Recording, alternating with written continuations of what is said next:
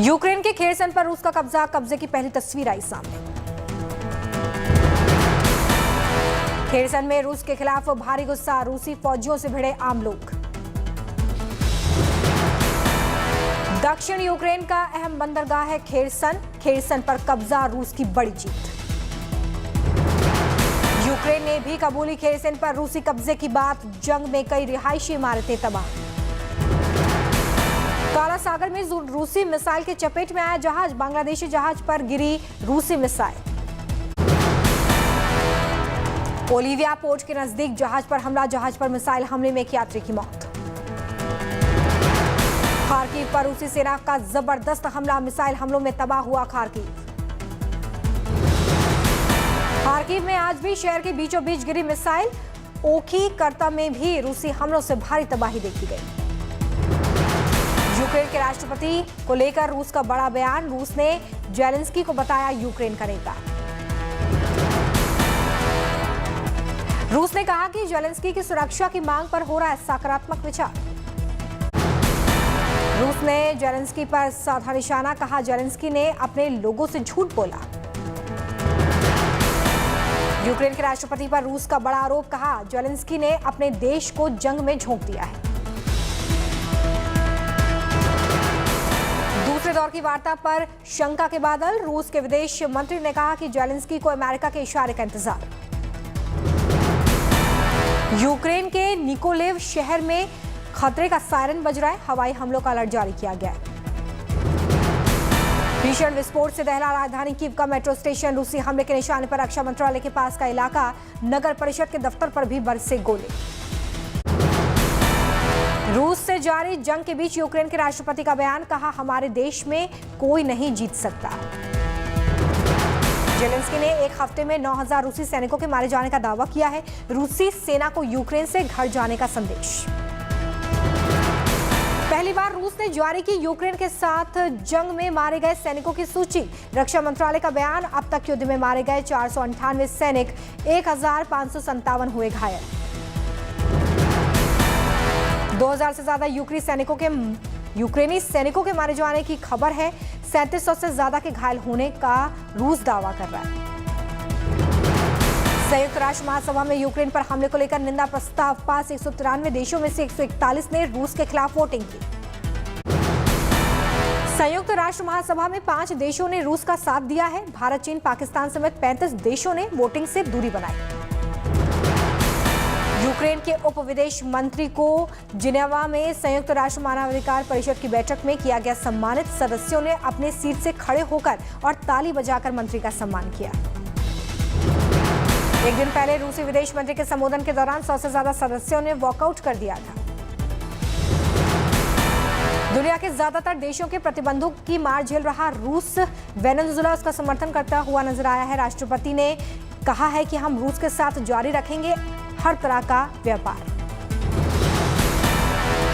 Nicholas का बयान, Venezuela पूरी तरह से रूस के साथ है। रूस के खिलाफ प्रतिबंध पश्चिमी देशों का पागलपन। रूसी हमले में जान बचाने के लिए यूक्रेन से लगातार लोगों का पलायन जारी है। यूएन का दावा है कि अब तक 10 लाख से ज्यादा लोग यूक्रेन छोड़ चुके हैं। दुनिया भर में जारी है रूस के खिलाफ प्रदर्शन। स्पेन के बार्सिलोना में रूसी राष्ट्रपति पुतिन के खिलाफ हजारों लोगों ने निकाला मार्च।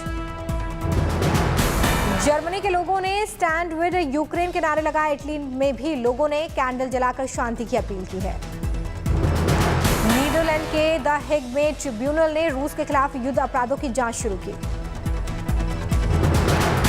सॉफ्टवेयर कंपनी ऑरेकल ने रूस में निलंबित कर दी हैं अपनी सेवाएं। यूक्रेन के समर्थन में किया ऐलान।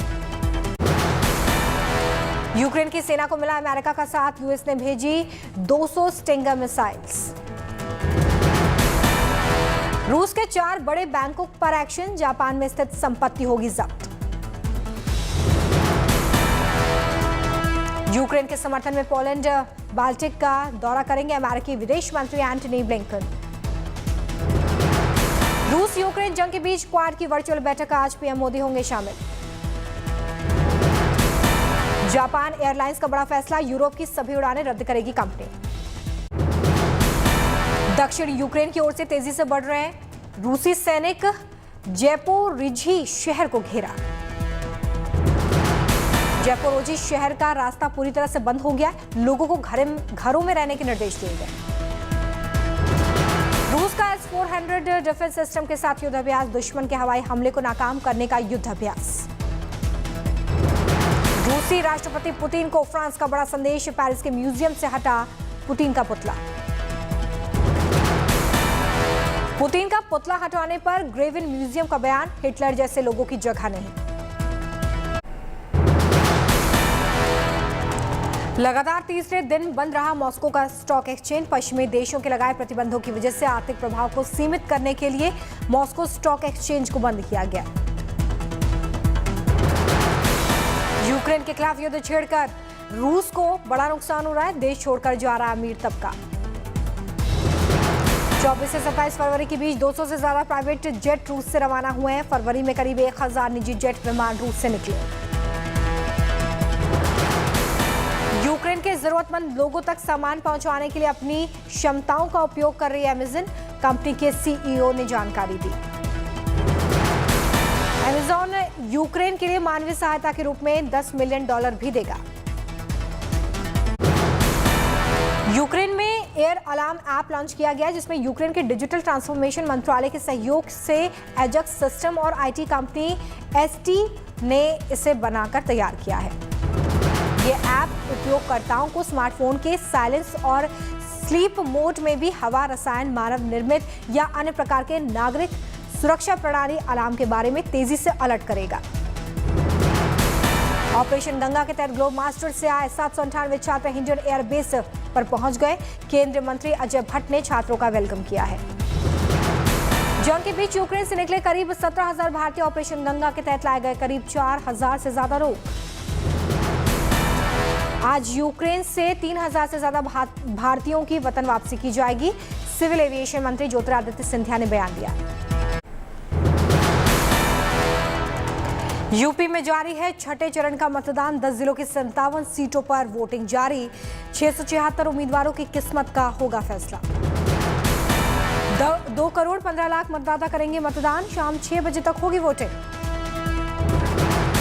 छठे चरण में अंबेडकर नगर, बलरामपुर, सिद्धार्थनगर, बस्ती, संत कबीरनगर, महाराजगंज, गोरखपुर, कुशीनगर, देवरिया और बलिया जिलों की 57 सीटों पर इस वक्त वोटिंग जारी है। सुबह सीएम योगी ने डाला वोट, गोरखपुर शहर से मैदान में है सीएम योगी, पहली बार लड़ रहे हैं विधानसभा चुनाव। बीजेपी छोड़कर सपा में शामिल हुए स्वामी प्रसाद मौर्य की किस्मत दांव पर, कुशीनगर की फाजिल नगर सीट से चुनाव लड़ रहे हैं। वोटिंग शुरू होने से पहले ही मतदान केंद्रों के सामने लगी मतदाताओं की लाइनें, मतदाताओं में दिख रहा है जबरदस्त उत्साह। दिव्यांग world wrestling champion Surya Prakash ने डाला वोट, सुबह सुबह मतदान केंद्र पर पहुंचे। बलिया में भी मतदान जारी है, लक्ष्मी राज देवी इंटर कॉलेज के बाहर लगी मतदाताओं की लंबी लाइन। कुशीनगर में भी वोटिंग हो रही है, बूथ के बाहर उत्साह में मतदाता। अंबेडकर नगर से भी आई लोकतंत्र के महापर्व की तस्वीरें, वोटिंग के लिए मतदाताओं की भीड़। सिद्धार्थनगर में वोटिंग जारी, मतदान केंद्रों के बाहर लंबी लाइन। वोटिंग के दिन जमकर पूजा पाठ का दौर जारी, बीजेपी उम्मीदवार सतीश चंद्र द्विवेदी के घर पर पूजा अर्चना हुई। बलरामपुर में भी छठे चरण की वोटिंग जारी है, लोकतंत्र के महापर्व में मतदाता ले रहे हैं हिस्सा। संत कबीरनगर में भी छठे चरण का मतदान जारी, मतदाता कर रहे उम्मीदवारों की किस्मत ईवीएम में कैद। बलिया में यूपी के मंत्री आनंद स्वरूप शुक्ला ने भी सुबह सुबह अपना वोट कास्ट किया है, बीजेपी की जीत का भरोसा जताया। बीजेपी सांसद शिव प्रसाद शुक्ला गोरखपुर वोट डालने के लिए पहुंचे, लोगों से मतदान की अपील की। समाजवादी पार्टी के उम्मीदवार माता प्रसाद पांडे ने सिद्धार्थनगर में मतदान किया। बलिया के मिरानगंज में सोहेल देव भारतीय समाज पार्टी प्रमुख ओम प्रकाश राजभर ने अपना वोट डाला। निषाद पार्टी के अध्यक्ष संजय निषाद ने गोरखपुर के बदरी बाजार मतदान केंद्र पहुंचकर मतदान किया। देवरिया में बीजेपी उम्मीदवार सूर्य प्रताप शाही पूरे परिवार के साथ मतदान केंद्र पर पहुंचे और अपना वोट डाल दिया। बस्ती जिले की 5 विधानसभा सीटों पर इस वक्त मतदान जारी है। मतदाता अपने मताधिकार का प्रयोग कर रहे हैं। बस्ती के 112 बूथ संवेदनशील घोषित किए गए हैं। 122 बूथों को बताया गया है अति संवेदनशील। सुरक्षा के लिए केंद्रीय अर्धसैनिक बल की कंपनियां भी तैनात की गई हैं। बस्ती में बीजेपी सांसद हरीश द्विवेदी ने मतदान किया है। लाइन में लगकर डाला वोट। गोरखपुर में जारी मतदान। बीजेपी एमएलसी देवेंद्र सिंह ने डाला वोट। बीजेपी सांसद जगदंबिका पाल ने भी सिद्धार्थनगर में अपना वोट कास्ट किया है। लोगों से मतदान करने की अपील की। बीजेपी नेता आरपीएन सिंह परिवार के साथ मतदान केंद्र पहुंचे। लोगों से वोट डालने की अपील की। बीजेपी सांसद रवि किशन ने गोरखपुर की सभी 9 सीटों पर किया बीजेपी की जीत का दावा। कहा सीएम योगी का चुनाव लड़ना पूरे क्षेत्र में सीटों का अंबार लगाएगा।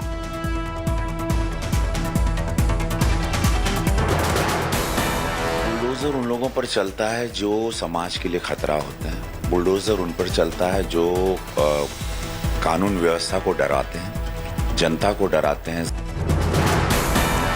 बीजेपी नेता राधा मोहन दास अग्रवाल ने गोरखपुर की जनता भारतीय जूनियर हाई स्कूल में मतदान किया है। बीजेपी की जीत का भरोसा जताया। देवरिया में समाजवादी पार्टी के उम्मीदवार ब्रह्माशंकर त्रिपाठी ने डाला वोट। लोगों से मतदान की अपील की। जौनपुर में योगी आदित्यनाथ की जनसभा। कानून व्यवस्था के नाम पर मांगा वोट। ये वही जौनपुर जनपद है।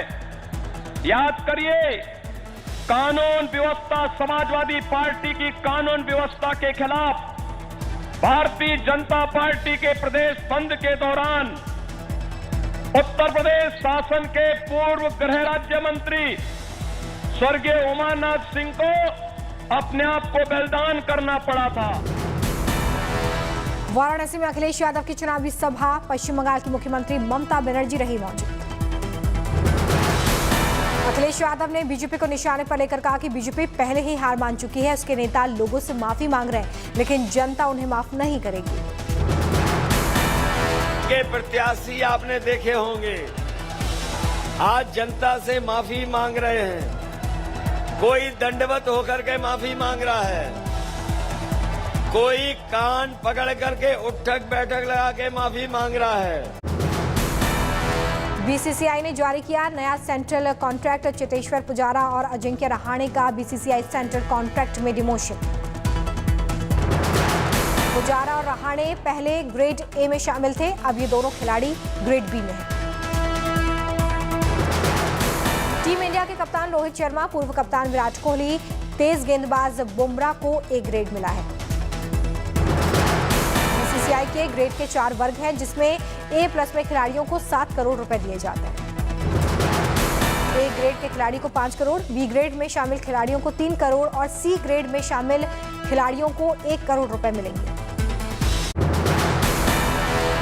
रूस की अर्थव्यवस्था के मंदी के दलदल में फंसने की आशंका बढ़ गई है। रूस के फॉरेन रिजर्व फ्रीज किए गए हैं।